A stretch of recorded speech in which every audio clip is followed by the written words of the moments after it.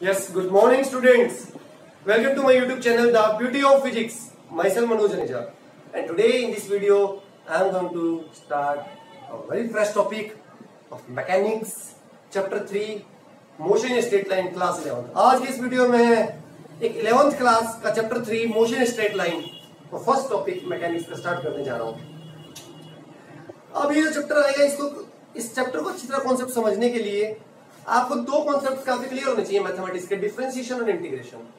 उनके लिए मैंने ऑलरेडी वीडियोस बना दिए हैं, उस वीडियोस का लिंक वीडियो के डिस्क्रिप्शन में आप वहां से देख सकते हैं। क्योंकि जब मैं फर्दर कॉन्सेप्ट्स आगे बढ़ूंगा तो मुझे इंटीग्रल कैलकुलस और डिफरेंशियल कैलकुलस की रिक्वायरमेंट होगी, इसलिए मैंने वीडियोस बना दी हैं, तो आप वहां से देख सकते हैं। Link is given in the description of this video. So let's start the video without wasting more time. Mechanics और सबसे बढ़िया बात यही है, अब जहां से मैं यार वीडियोस बनाने मैंने स्टार्ट करे हैं, अगर आपको चैप्टर 3 क्लियर हो तो चैप्टर 4 क्लियर हो, क्योंकि मैकेनिक्स ब्रांच ही है 11th क्लास के मेन सिलेबस में। यूनिट सेकंड जिसमें चैप्टर 3 और चैप्टर 4 आता है, unit 3 chapter 5, unit 4 chapter 6, unit 6 unit 7 और यूनिट 10 ऑसिलेशन में सारे मैकेनिक्स ब्रांच। तो स्टेप बाय स्टेप आप सीखते चलिए, वीडियोस आपको प्रोवाइडेड होंगे तो सीखते चलिए। कहीं डाउट्स हो तो कमेंट कीजिए। मैकेनिक्स क्या है? फिजिक्स की वो ब्रांच है जिसमें हम मोशन की स्टडी करते हैं, motion of material objects, motion of material object. Mechanics की फर्दर 3 ब्रांचेस डिवाइड किया हमने मैकेनिक्स को, स्टैटिक्स, काइनेमेटिक्स, डायनामिक्स।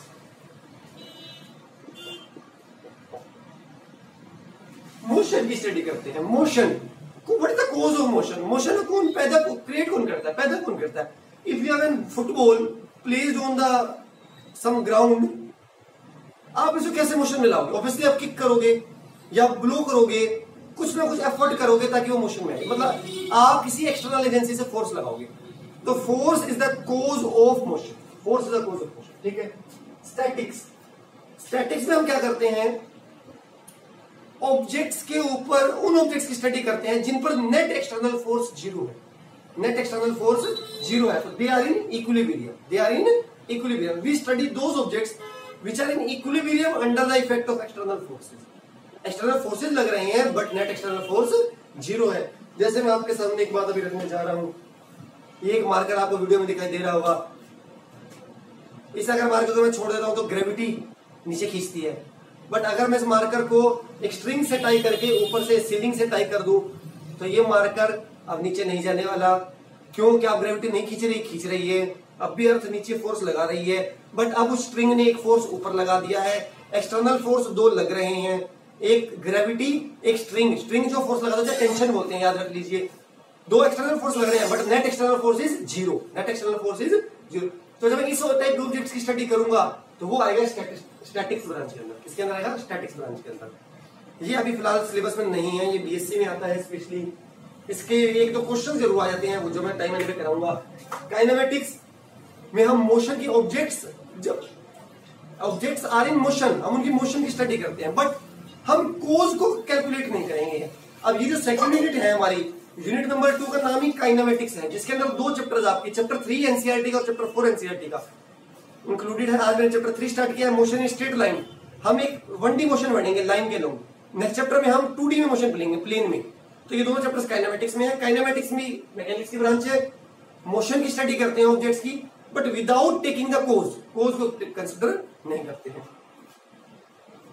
डायनामिक्स, जब मैं यूनिट 3 स्टार्ट करूंगा chapter 5, dynamics again branch of mechanics, we study the motion of the objects by taking the cause. वहां हम calculate करेंगे कितना फोर्स लगा, ठीक है, ठीक है। इसके बाद चलते हैं रेस्ट पर। रेस्ट क्या होता है? आप किसी ऑब्जेक्ट को रेस्ट पर कहते हो अगर उसकी पोजीशन टाइम के साथ चेंज नहीं हो रही, अगर उसकी पोजीशन टाइम के साथ चेंज नहीं हो रही। ये एक ट्री है, ये एक आदमी यहां खड़ा हुआ है, ठीक है, ये आदमी यहां खड़ा हुआ है, इसको ये ट्री क्या लगेगा? रेस्ट पर लगेगा, क्योंकि टाइम के साथ ट्री की पोजीशन चेंज नहीं होगी। अगर इस आदमी का स्टॉप वॉच है, स्टॉप वॉच, वॉच और स्टॉप वॉच में डिफरेंस होता है। इसने स्टॉप वॉच स्टार्ट की, स्टॉप वॉच में 0 से काउंटिंग स्टार्ट होती है, 0 पर भी ये वहीं था। सपोज इनके बीच में 4 मीटर का डिस्टेंस है, 1 सेकंड हो गया स्टॉप वॉच में, तब भी वहीं था 4 मीटर दूर ही, तब भी 2 सेकंड पर भी वहीं था, 3 सेकंड।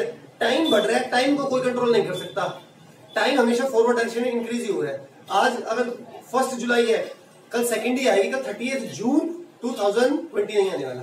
टाइम हमेशा फॉरवर्ड डायरेक्शन में फ्लो। तो जैसे जैसे टाइम चेंज हो रहा है, इसकी पोजीशन चेंज नहीं हो रही, ना इसके पास जा रहा है ना इससे दूर जा रहा है, जितनी दूर था उतनी दूर है। तो जब किसी ऑब्जेक्ट की पोजीशन टाइम के साथ चेंज ना हो किसी ऑब्जर्वर के लिए, तब हम कहते हैं ये ऑब्जेक्ट क्या है, रेस्ट पर। इसके लिए रेस्ट पर है, इसके लिए, तो इसको क्या दिखाई दे रहा है कि टाइम के साथ इसकी पोजीशन चेंज नहीं हो रही। तो ये रेस्ट की डेफिनेशन हो गई। मोशन की डेफिनेशन,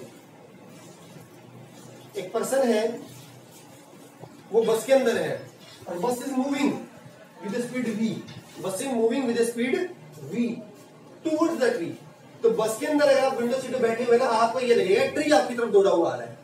तो the person inside the bus will observe the tree moving towards himself और हरसेल्फ। वो क्या ऑब्जर्व करेगा, ट्री उसकी तरफ आ रहा है, इसका मतलब यही ट्री इसके लिए क्या है, मोशन में। कैसे है मोशन में, क्योंकि टाइम के साथ अगर वो स्टॉप को स्टार्ट कर दी, जब स्टॉप को स्टार्ट की 0 टाइम था, इतना डिस्टेंस दूर है, तो 1 सेकंड के बाद वो बस और आगे आएगी, तो ये डिस्टेंस और कम हो जाएगा, तो ट्री इसको लगेगा मेरे और पास आ गया, और पास आ गया, ट्री और उसके बीच की डिस्टेंस चेंज होती जा रही है, मतलब ट्री की पोजीशन टाइम के साथ चेंज हो रही है। किसके लिए, इसके लिए। तो किसी ऑब्जेक्ट को मोशन में कहते हैं अगर उसकी पोजीशन टाइम के साथ चेंज हो रही हो किसी ऑब्जर्वर के लिए। तो इसके लिए ट्री मोशन में, इसके लिए ये रेस्ट में। तो एक ही ऑब्जेक्ट किसी के लिए रेस्ट पर और किसी के लिए मोशन में, इसलिए कहते हैं rest and motion are relative. Rest and motion are relative, rest and motion are relative. ठीक है, अब हम क्या करेंगे, हमें पढ़ना है इस चैप्टर में motion in straight line, motion in straight line.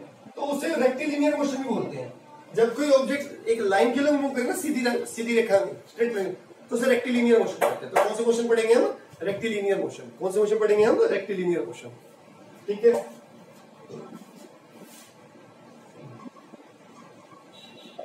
Point mass object,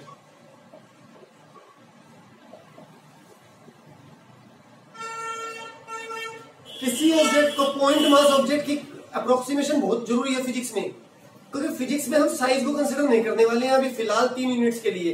हाँ, आरबीटी में हम कैलकुलेट करेंगे यूनिट नंबर 5 में। क्यों, क्योंकि हमें स्टडी करना है मोशन को, हमें स्टडी करना है मोशन को। अब हम जब स्टडी करेंगे, जब मैं 1D मोशन में पढ़ रहा हूं 1D, तो मैं ये मानूंगा इस तरीके से कि मान लीजिए कोई, अब मैं किसी कार की स्टडी कर रहा हूं, तो मैं यहाँ पे कार थोड़ा बना के दिखाऊंगा इतनी बड़ी, मैं उसके पॉइंट से डिनोट करना पसंद करूंगा कि कार स्टार्टिंग में सपोज यहाँ थी, फिर वो इस तरफ चल रही है तो यहाँ आ गई। तो बेसिकली मैं क्या करना चाहता हूँ, मैं ऑब्जेक्ट्स को पॉइंट से रिप्लेस करना चाहता हूँ, पॉइंट से। तो मैंने इस पॉइंट से रिप्लेस कर दिया कार को। अगर कार का मास 100 किलोग्राम था, तो मैं ये मानूंगा इस पॉइंट का मास भी क्या है, 100 kg। इसलिए कौन सा आता है, point mass object, point mass. आप किसी ऑब्जेक्ट को, मान लीजिए कार ही है, उसको एक पॉइंट मास मान सकते हो, एक पॉइंट से रिप्लेस कर सकते हो पूरी कार को।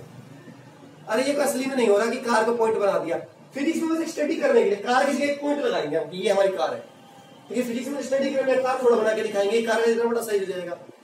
पर ये अप्रोक्सीमेशन कब चलेगा, जब ऑब्जेक्ट जो डिस्टेंस ट्रेवल कर रहा है वो उसके साइज से बहुत ज्यादा हो, उसके साइज से बहुत ज्यादा हो। अब कार का साइज अगर मान लो 2 फीट है, सॉरी 2 फीट का 2 मीटर है कार की जो लेंथ होती है, अगर कार ने कम से कम 10,000 मीटर डिस्टेंस ट्रेवल किया होगा ना, 10,000 मीटर, तो ही मैं कार को मान सकता हूँ पॉइंट साइज।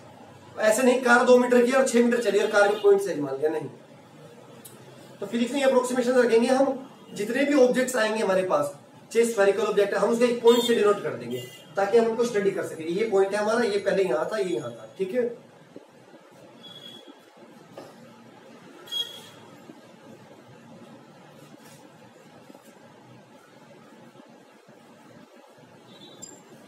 अब नेक्स्ट डेफिनेशन पे चलते हैं। आज के लेक्चर में ज्यादा डेफिनेशन ही होने वाली हैं, फिर कॉन्सेप्ट बन जाएगा, फिर न्यूमेरिकल पार्ट पे आऊंगा। अब करते हैं एक उसी कार की स्टडी। एक हमारी कार थी, वो सोनीपत खड़ी हुई थी और दिल्ली चली गई है। सोनीपत और दिल्ली बहुत ज्यादा डिस्टेंस अपार्ट है, अप्रोक्सीमेट आई रिमेंबर 40+ तो आराम से होगा, 40 किलोमीटर मतलब 40,000 मीटर, और कार की डायमेंशन 2 मीटर मेरी बॉडी मान लो, तो कार का पॉइंट्स ऐसे डिनोट कर सकते हैं। अब कार मोशन में है, कार चल रही है, सोनीपत से दिल्ली की तरफ जा रही है, इसका मतलब उसकी पोजीशन टाइम के साथ चेंज हो रही है, टाइम के साथ चेंज हो रही है। तो अगर कार किसी टाइम पे यहाँ है, ये सोनीपत है और ये दिल्ली है, तो इस डायरेक्शन में मूव कर रही है, ये हमारी कार पॉइंट साइज स्टार्टिंग में कितना है, और मैं अब मुझे ये बताने के लिए कि कार कहाँ है स्टार्टिंग में, सोनीपत में, ठीक है, सोनीपत में कौन सी जगह है, अगर मैं रेलवे स्टेशन, तो मुझे चाहिए होता है कि रेफरेंस पॉइंट। रेफरेंस पॉइंट क्या होता है, एक ऐसा स्टैंडर्ड पॉइंट जिसके रिस्पेक्ट में आप डिस्टेंस मेजर करोगे। अगर मैं इसे मान लेता हूं रेलवे स्टेशन, सोनीपत का रेलवे स्टेशन, ये मेरा है रेफरेंस, और ये मान लीजिए खड़ी हुई है हमारी, ये मान लीजिए खड़ी हुई है हमारी हाईवे पर, नेशनल हाईवे है जो हमारा 8 किलोमीटर डिस्टेंस है, 8 किलोमीटर। तो मुझे ये पता लगा अब 8 किलोमीटर, अब आगे कहीं नरेला पहुंच गई, और भी डिस्टेंस बढ़ गया, 10 किलोमीटर हो गया सपोज, मैं तो एग्जांपल दे रहा हूं। तो इसकी लोकेशन को बताने के लिए कार की, हमारा पॉइंट साइज कार, हमें किसकी रिक्वायरमेंट पड़ रही है, कोऑर्डिनेट्स। पहली रिक्वायरमेंट तो हमें पड़ी है रेफरेंस पॉइंट की, जिसके रिस्पेक्ट में मैं ये मेजर करूं ये कितनी दूर है। पहला तो हमें जरूरत है रेफरेंस पॉइंट की, ये रेफरेंस। अब फिर ये तो चाहिए रेफरेंस से कितनी दूर है, पहले तो एक रेफरेंस चाहिए था, ओरिजिन बोलते हैं जिसे मैथमेटिक्स में, ओरिजिन से कितनी दूर पहुंची, अब और कितनी दूर, तो मुझे एक एक्स कोऑर्डिनेट की भी जरूरत भी तो पड़ी, कितना डिस्टेंस। तो पोजीशन को बताने के लिए कोऑर्डिनेट्स चाहिए, पोजीशन को बताने के लिए क्या चाहिए, कोऑर्डिनेट्स। अगर ये प्लेन में घूमती, प्लेन में है, अगर ये प्लेन में घूमती, मान लीजिए यहाँ है, फिर कार यहाँ आ गई इस पाथ के लोग, तो इसके दोनों कोऑर्डिनेट चेंज हो रही हैं। तो किसी भी पार्टिकल की पोजीशन को बताने के लिए किसी टाइम पे वो कहां है, ओरिजिन से कहां है, कितना मैं आगे चलूं, कितना मैं ऊपर चलूं, या कितना मैं आगे चलूं, कितना मैं नीचे चलूं, क्या जरूरत है, कोऑर्डिनेट्स। तो कोऑर्डिनेट्स पोजीशन बताते हैं, कोऑर्डिनेट्स क्या बताते हैं, पोजीशन।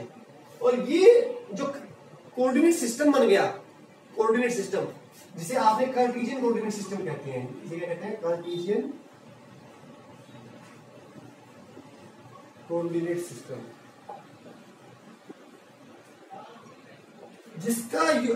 जिसका यूटिलाइज क्या है, आप पार्टिकल की पोजीशन को लोकेट कर पा रहे हो। तो इसे बोलेंगे हम फ्रेम ऑफ रेफरेंस।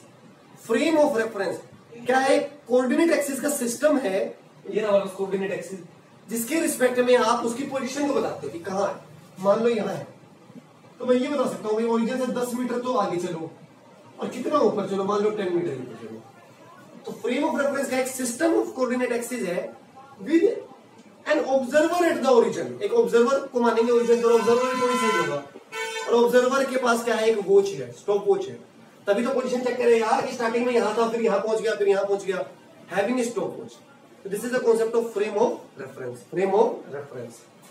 तो अब मेरी ये बेसिक डेफिनेशन हो गई, फ्रेम ऑफ रेफरेंस क्या है, आपको ये पता लग गया, मोशन क्या है, मोशन चेंज इन पोजीशन है, पोजीशन कैसे पता लगाते हैं, कहां पोजीशन, कहां लोकेट है, कहां है अभी, कहां है मतलब कोऑर्डिनेट्स, कहां किससे कितना दूर, किससे मतलब ओरिजिन से कितना दूर मतलब कोऑर्डिनेट्स। तो क्या जरूरत है हमें, कार्टेशियन कोऑर्डिनेट सिस्टम, जिसका हमने नाम दिया फ्रेम ऑफ रेफरेंस, क्योंकि ओरिजिन पर कौन बैठा हुआ है, एक ऑब्जर्वर, कौन बैठा हुआ है, एक ऑब्जर्वर। अब मैं कुछ फिजिकल क्वांटिटीज इंट्रोड्यूस करने जा रहा हूं, 4-5, ठीक है। आज के इस वीडियो में 2 ही करूंगा, नेक्स्ट वीडियो में आने वाली में और करूंगा, स्पीड ऑफ वेलोसिटी है, ठीक है, आने वाली नेक्स्ट वीडियो में। ये आपने पढ़ा भी है 9th क्लास में, एक बार इंट्रोड्यूस, पाथ लेंथ और distance, total path travelled, objective total कितना पाथ, टोटल डिस्टेंस ट्रेवल्ड। मानिए ए से बी चला 3 मीटर, और बी से फिर 90 डिग्री कट वाले 4 मीटर चला, तो टोटल कितना चला है, टोटल कितना डिस्टेंस है, 3 + 4 7 metre, this is path length. और कोल्ड डिस्टेंस, डिस्प्लेसमेंट, वेक्टर्स भी प्रॉपर्ली बताओ, डिस्प्लेसमेंट क्या है, अभी 9th क्लास वाली डेफिनेशन चलने दो। Shortest distance between initial and final position, starting में कहां था, ए पर, पहुंच कहां गया, सी पर। सबसे छोटा रास्ता, 2 पॉइंट्स के बीच में सबसे छोटा रास्ता स्ट्रेट लाइन पार होता है, ये पाइथागोरस से चेक कर लेना, 5 मीटर आएगा। तो displacement is 5 metre. Distance is scalar quantity, distance is scalar, क्योंकि डायरेक्शन नहीं है। डिस्टेंस में केवल क्या है, पाथ लेंथ में क्या है, distance, total path length, path length में क्या है, टोटल डिस्टेंस, और उसमें क्या आएगा, नंबर आएगा जो 7 आया आपका, तो इस नंबर को बोलते हैं मैग्नीट्यूड, न्यूमेरिकल वैल्यू को। डिस्प्लेसमेंट में क्या है, नंबर भी चाहिए और डायरेक्शन भी। मैंने कहा डिस्प्लेसमेंट का मतलब है सबसे छोटा रास्ता। अब आपको मैं इस रास्ते में जाता हूँ, डिस्प्लेसमेंट नहीं होता, इस डायरेक्शन में चलना पड़ेगा अगर मुझे डिस्प्लेसमेंट ट्रैवल करना है तो सबसे छोटा रास्ता। तो एक डायरेक्शन मिल गई ना मुझे, डायरेक्शन कितना चलना पड़ेगा, यहां से यहां तक 5 मीटर कितना चलना पड़ेगा, magnitude numerical value, this is magnitude, किस डायरेक्शन चलना पड़ेगा, इस डायरेक्शन, तो direction this is vector point. Distance हमेशा पॉजिटिव होती है, distance is always positive, path length is always positive, displacement positive negative zero तीन हो सकता है। ठीक है, अगर ऑब्जेक्ट कोई स्ट्रेट लाइन में चल रहा है ना, मान लीजिए होम से मार्केट गया एक बच्चा, होम से मार्केट 6 मीटर, एक बच्चा है घर से चला मार्केट पहुंच गया 6 मीटर और वहीं रुक गया, तो टोटल डिस्टेंस मतलब पाथ लेंथ 6, डिस्प्लेसमेंट भी 6 होगा, सबसे छोटा रास्ता भी यही होगा, तो डिस्टेंस और डिस्प्लेसमेंट इक्वल हो गए। बट अब वो मार्केट थी बंद, वो बच्चा आ गया अपने फ्रेंड के घर, डिस्टेंस देखो पाथ लेंथ 6 + 2 8, डिस्प्लेसमेंट तो ये होगा ना, सीधा अपने फ्रेंड के घर पहुंचना डायरेक्ट 4, डिस्प्लेसमेंट डिस्टेंस से छोटा हो गया, तो डिस्प्लेसमेंट डिस्टेंस के इक्वल हो सकता है या छोटा हो सकता है। ठीक है, ठीक है, ये डिफरेंस की टेबल भी है आपका। Distance is always positive, displacement can be positive negative और zero, distance is always greater than और equal to displacement, displacement is always less than और equal to distance, and displacement can never be distance can never be negative, displacement can be negative, and displacement path independent है। अब यही मैं ऐसे आता 6 metre तो ऊपर, 3 मीटर फिर आगे और 2 मीटर फिर आता मैं नीचे, तो पाथ लेंथ, अब मैंने रास्ता चेंज कर दिया, पाथ लेंथ क्या था 6 + 3 9 + 2 11, पर डिस्प्लेसमेंट तो भी यही था, तो displacement path independent, distance path dependent. ठीक है, आज इस वीडियो के लिए इतना ही। वीडियो पसंद आया तो एक लाइक तो जो बनता ही है, और चैनल फर्स्ट टाइम वाले सब्सक्राइब करके बेल आइकन को ना भूलें ताकि ऐसे वीडियोस के नोटिफिकेशन आपको फ्यूचर में मिलते रहे। Thank you so much.